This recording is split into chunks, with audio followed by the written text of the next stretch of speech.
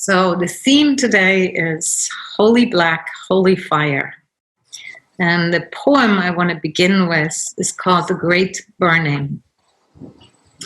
There's something within you that you have been relentlessly containing, for fear that its emergence will cause you to ignite, like a martyred monk on an empty sidewalk. Here, swallow this match. Each one of us must learn how to burn away those limiting beliefs and fears, anything that does not serve life. To burn up imagined dreams and judgments. To burn as if we are the only holy book that matters and every page is inscribed with still wet ink of love. I know that many of you, those of you who courageously converse through the ample language of mystic bards, remember the burning times. That's not what I speak of now. No, we will never set the world aglow by burning each other in bonfires of hate. Truth be told, in those fires it is ice that claims most souls.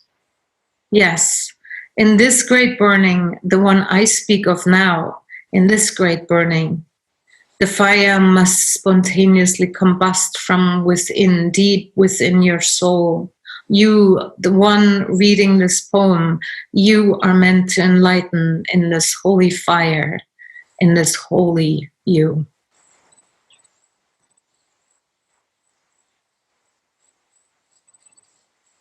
And this is a poem from Jamie Razor. It really spoke to me when I was tuning into our satsang for tonight, and also seeing what is going on in our world, that the fires are exploding. And this sense of something is unraveling, something is emerging that has been contained since forever long, that's been under the surface. Some of us have been seeing it, and many have just turned a blind eye on whether we look into what's happening with racism. It's been going on for centuries, and yet we have turned away. And there is rage, there's a fire, it's an outrage that has been waiting to bust through the delusion, that has been waiting to burn through our ignorance, that has been waiting to rage through to wake us up from our slumber. And whenever there is mistreatment for a prolonged time, there is, of course, outrage. There's rage. And rage in itself is the holy fire. And it's that what has been, even in spirituality, has been pushed to the side as very, very, as if it is a bad thing. And spirituality in our Western culture here has been white, not just white people, but it's been called the white angels. They have their place to bring us grace. But there's the other side, the black. And the color black is a holy color because it contains all the colors. It's the path of blackness that you find, whether we look into the Black Madonna or we look to Japan, there's their day, or Tibet, or the shamans. There is this color black is power. It's deep life power in it. And in Japan, I just found there is a word for a black deity called Daikun. And it means prosperity. It means protection. And so when we really go to the bottom of truth as the black void where life begins and all life returns to. It's the beginning and the end. It's that where some call it the black nothing, but really it's rich with life. And in this blackness, we often don't like to sit in because we mistaken it for, oh, this is darkness and it's bad darkness. In some tradition, anything that was dark or black was really, we have to overcome, we have to get away from. And so in some ways, we have, even with the spiritual path, with our religion, more from the Christian tradition, we have kind of put a face out there that says it's all white. It's all in heaven. But black takes us down into the core, into the root of our soul, of our being. So in some ways, what's been happening for the black people is not just that there's immense injustice and mistreatment. It's also the color that's been considered the evil color, the bad color, the color to be avoided. And we're really, sometimes it's really easy to take on concepts without really questioning, is that really true? So this very whitewashed path we have taken on in the West, it's good to question that. Like Joshua wasn't white. Buddha wasn't white. And yet we have cut off that blackness because there's a fear of unknowing. There's a fear of I don't know this, not just in people, but I don't know this darkness. I don't know this blackness. But out of the blackness comes life. Out of the darkness come all colors. Out of the darkness, the mother bursts forth. And in that darkness, there is also what I call holy fire. And again, this is a part of spirituality that's been cut out because fire was dangerous. And of course, if we look into fires that kill people and fires that burn houses down, of course, I'm not talking about the misuse of fire. But I'm talking about a fire that we have squashed in our own psyche and in the collective. And now it's coming forth with a ferocious power. Because anything that we deny, anything that we squash down, will at some point explode. It must. Anything that we leave out will bang at our doors.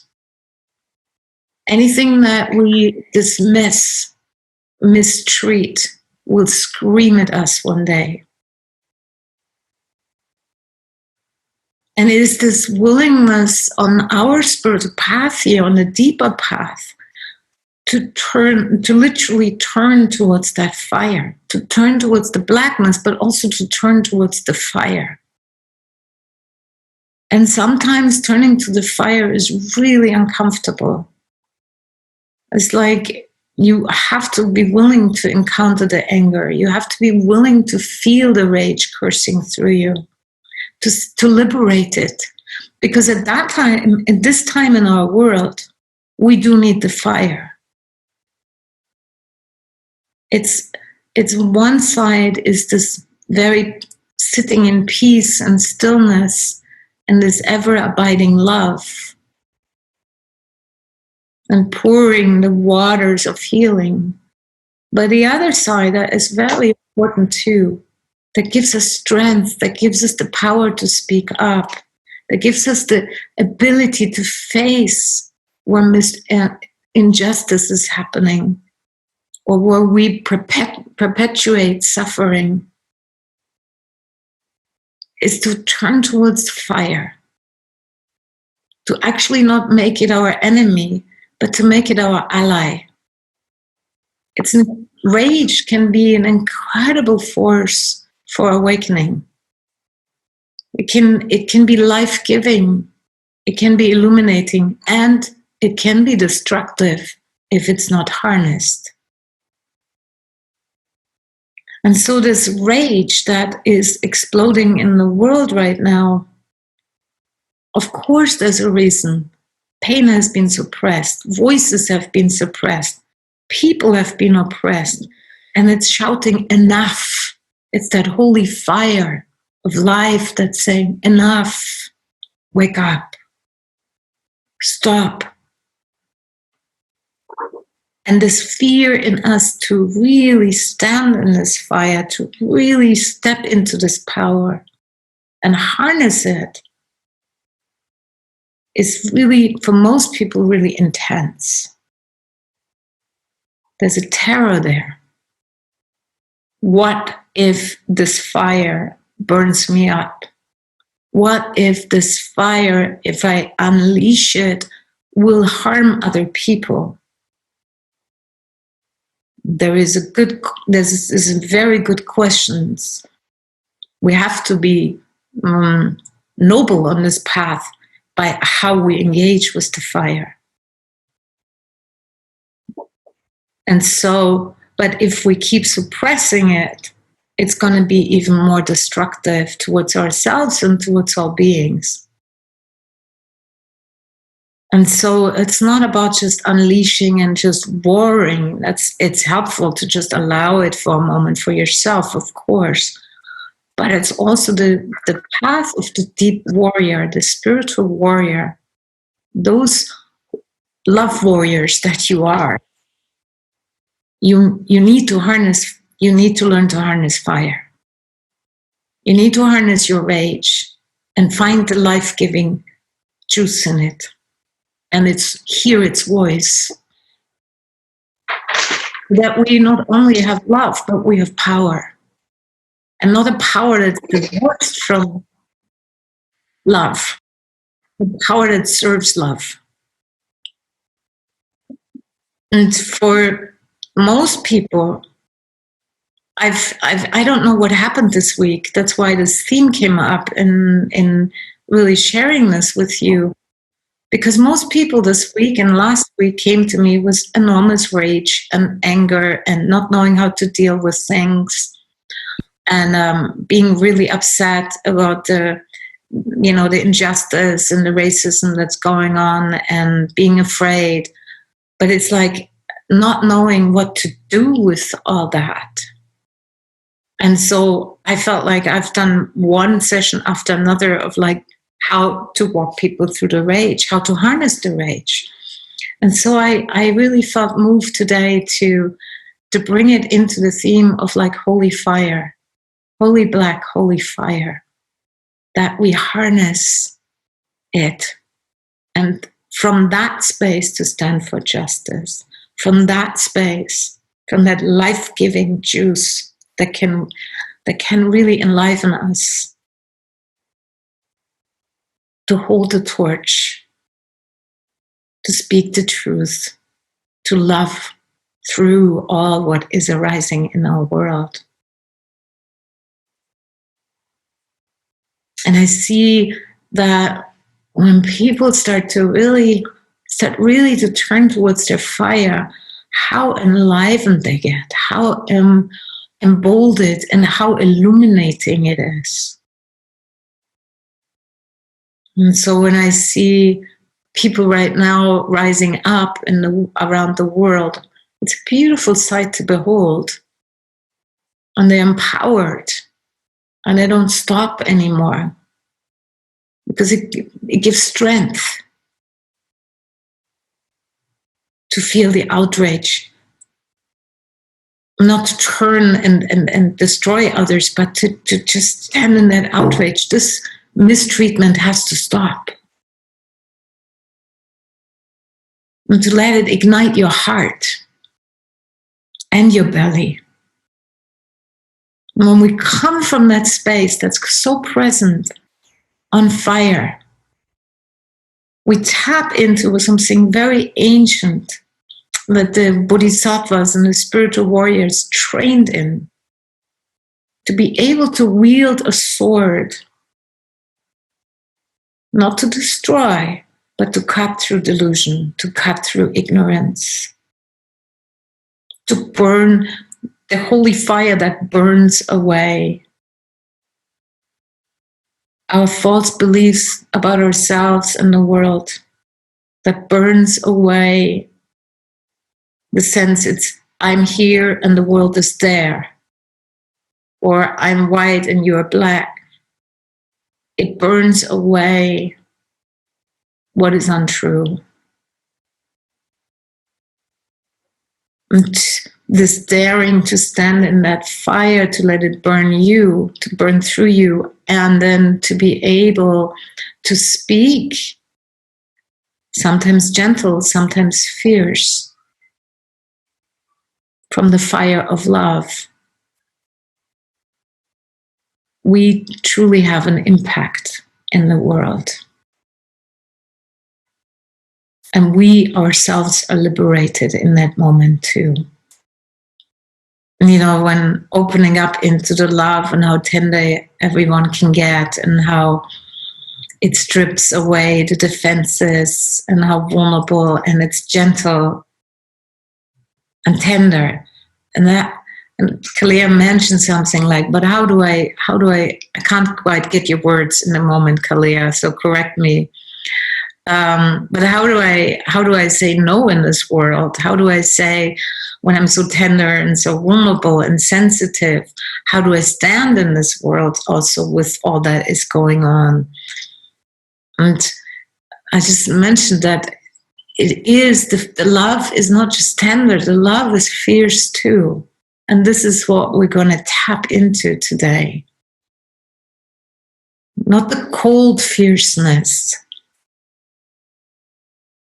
but a fierceness that comes from our bellies, that comes from deep love,